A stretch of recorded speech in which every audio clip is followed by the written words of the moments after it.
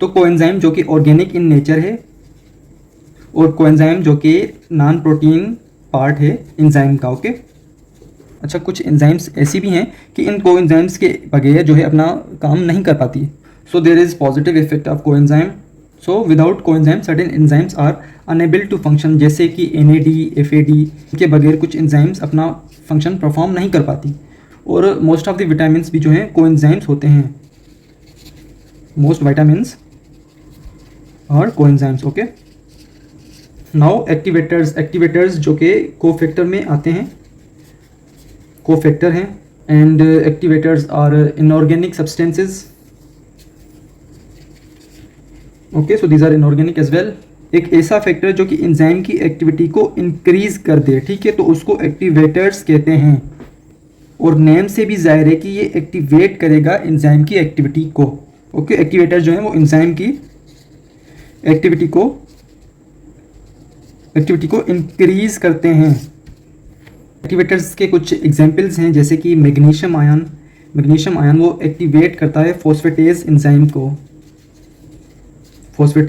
Okay, zinc enzyme जो कि activate करता है कार्बोनिक एनहाइड्रेज। ओके, तो ये याद कर लीजिएगा एक्टिवेटर्स, इन पर भी MCQs पूछे जाते हैं। ऐसे फैक्टर्स जो कि एंजाइम की एक्टिविटी को डिक्रीज करें तो वो इनहिबिटर्स कहलाते हैं। और नेम से भी जो है हम समझ रहे हैं कि इनहिबिटर जो कि इनहिबिट करता है, so they decreases the activity of enzyme. Inhibitors के दो टाइप्स होते हैं। इनहिबिटर्स के कितने टाइप होते हैं? दो। या तो वो कॉम्पिटेटिव इनहिबिटर्स होते हैं या तो वो नॉन कॉम्पिटेटिव इनहिबिटर्स होंगे।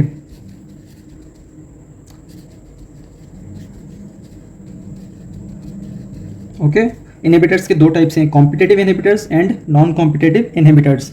अच्छा, कॉम्पिटेटिव इनहिबिटर्स ऐसे इनहिबिटर्स होते हैं जो कि एंजाइम की एक्टिव साइट पर जाते हैं और एंजाइम की जो एक्टिव साइट है उसको ब्लॉक करके तो सबस्ट्रेट की एंट्री को भी ब्लॉक कर देंगे। तो ऐसे ही जो है एंजाइम की एक्टिविटी को ये इनहिबिटर्स डिक्रीज कर देते हैं। देखें, कॉम्पिटेटिव इनहिबिटर्स जो हैं वो एंजाइम की एक्टिव साइट पर जाएंगे और देखें ऐसे जो है ब्लॉक करेंगे एंजाइम की एक्टिव साइट को, और जो सबस्ट्रेट और एंजाइम कॉम्प्लेक्स बनता है उस कॉम्प्लेक्स को बनने से रोकेंगे और ऐसे ही जो है एंजाइम की एक्टिविटी को डिक्रीज करेंगे। यानी ऐसे इनहिबिटर्स जो कि एंजाइम की एक्टिव साइट पर अटैक करें तो वो कॉम्पिटेटिव इनहिबिटर्स कहलाते हैं। Okay, so competitive inhibitors reduce activity of enzyme की एक्टिविटी को रिड्यूस कर देंगे by blocking substrate from entering into active site. अब देखें, कॉम्पिटेटिव इनहिबिटर्स तो एक्टिव साइट ऑफ एंजाइम पर अटैक कर देंगे ना, और जब देखें इनहिबिटर्स यहाँ पर अटैक करेंगे तो सबस्ट्रेट को तो कोई चांस नहीं मिलेगा ना कि वो जो है एक्टिव साइट से बाइंड हो, फिर जो है रिएक्शन हो, फिर जो है एंजाइम सबस्ट्रेट कॉम्प्लेक्स बने और जो है केमिकल रिएक्शन प्रोसीड हो सके। तो कॉम्पिटेटिव इनहिबिटर्स आप ये याद कर लें कि वो इनहिबिटर्स हैं जो एंजाइम की एक्टिव साइट पर अटैक करें और जो है एंजाइम की एक्टिविटी को डिक्रीज कर दें। और नॉन कॉम्पिटेटिव इनहिबिटर्स वो इनहिबिटर्स होते हैं जो कि एंजाइम की एक्टिव साइट पर नहीं बल्कि एंजाइम की एक और साइट होती है जिसको एलोस्टेरिक साइट कहते हैं। एलोस्टेरिक, जो कि एक्टिव साइट के अपोजिट वाली एंड पर होती है। फिर जो है नॉन कॉम्पिटेटिव इनहिबिटर इस एलोस्टेरिक साइट से बाइंड करेगा और बाइंड करने के बाद जो है एंजाइम की जो एक्टिव साइट है उसका शेप डीनेचर कर देगा, यानी कि जो एक्टिव साइट है उसको तकरीबन बंद कर देगा। अब देखें, एक्टिव साइट बंद हो गई, एक्टिव साइट डीनेचर हो गई, तो जो है सबस्ट्रेट एंजाइम के साथ तो फिजिकली कॉन्टैक्ट में नहीं आएगा ना, तो केमिकल रिएक्शन नहीं होगा। तो ऐसे ही जो है non competitive inhibitors allosteric site पर अटैक करते हैं। ओके, कॉम्पिटेटिव जो कि एक्टिव साइट पर अटैक कर रहे थे, नॉन कॉम्पिटेटिव इनहिबिटर्स जो कि एलोस्टेरिक साइट पर अटैक करेंगे और अटैक करने के बाद जो एंजाइम है उसका शेप बिगाड़ देंगे। शेप बिगड़ेगा तो केमिकल रिएक्शन भी नहीं होगा। Okay, so non competitive inhibitors obstruct enzymatic activity by binding to allosteric site, then this interaction causes enzyme molecule to change its shape। Non competitive inhibitors enzyme की allosteric site या other than the active site पर attach होगा और attach होने के बाद उस enzyme का शेप बिगाड़ देगा। शेप यानी कि एक्टिव साइट बिगड़ जाएगी तो जो सबस्ट्रेट है वो एंजाइम के साथ फिजिकल कांटेक्ट में नहीं आएगा। जब एंजाइम और सबस्ट्रेट रिएक्ट नहीं करेंगे तो केमिकल रिएक्शन भी नहीं होगा। तो ऐसे ही जो है नॉन कॉम्पिटेटिव इनहिबिटर एंजाइम की एक्टिविटी को डिक्रीज कर देता है और ये प्रोसेस जो है नॉन कॉम्पिटेटिव इनहिबिशन कहलाता है। Okay, non competitive inhibition and non-competitive inhibition, it is also known as allosteric inhibition। okay, allosteric inhibition। मैं आपको एक बात बताना भूल गया कॉम्पिटिटिव इनहिबिटर्स में कि जब इनहिबिशन इसमें रिवर्सेबल होगी तो इस इनहिबिशन को जो है ओवरकम किया जा सकता है। अगर इस इनहिबिशन में हम सबस्ट्रेट की कंसंट्रेशन को इंक्रीज़ कर देंगे, बहुत इंक्रीज़ कर देंगे, फिर जो सबस्ट्रेट है वो इस इनहिबिटर को ओवरकम करेंगे और जो रिएक्शन है वो बैक टू दी नॉर्मल हो जाएगा। सो कॉम्पिटिटिव इनहिबिटर जो कि एक्टिव साइट ऑफ एंजाइम पर अटैक करें और जो एंजाइम की एक्टिविटी हो उसको डिक्रीज़ करते हैं, एंड नॉन कॉम्पिटिटिव इनहिबिटर जो कि एलोस्टेरिक साइट ऑफ एंजाइम या other than the active site of enzyme पर अटैक करते हैं और एंजाइम का शेप बिगाड़ कर एंजाइम की एक्टिविटी को डिक्रीज़ कर देते हैं। अच्छा, फीडबैक इनहिबिशन जो कि हमारे बुक में मेंशन है तो हम इसको भी जो है डिस्कस करेंगे। और फीडबैक इनहिबिशन जो कि एक कंट्रोल मैकेनिज्म है, इससे जो एंजाइम्स की काफ़ी सारी एक्टिविटीज़ को कंट्रोल किया जा सकता है। अच्छा, आपके माइंड में कभी ये ख्याल आया है कि सेल में जो है बहुत सारी एंजाइम्स हैं जो कि सबस्ट्रेट को प्रोडक्ट में चेंज करती हैं और करती ही जा रही हैं? आपके माइंड में क्या ये सवाल रेज हो रहा है कि देखिए इतने सारे जो प्रोडक्ट्स बनेंगे तो सेल तो प्रोडक्ट्स में भर जाएगा ना? तो देखें जो एंजाइम की एक्टिविटी है उसको रेगुलेट किया जाता है इस फीडबैक इनहिबिशन से, और ये जो फीडबैक इनहिबिशन है ये नेगेटिव फीडबैक का ही एग्जांपल है। Okay, so activity of enzyme is regulated by this feedback inhibition in cell and this feedback inhibition is example of negative feedback. अच्छा, नेगेटिव फीडबैक कुछ इस तरह होता है, फॉर एग्जांपल कि हमारी ब्लड में जो ग्लूकोज लेवल है वो इंक्रीज हो जाती है। फॉर एग्जांपल कि हमारी ब्लड में जो ग्लूकोज लेवल है वो इंक्रीज हो गई तो जो इंसुलिन प्रोड्यूस होगी और इंसुलिन इस ब्लड ग्लूकोज को डिक्रीज करके नॉर्मल पे लाएगी।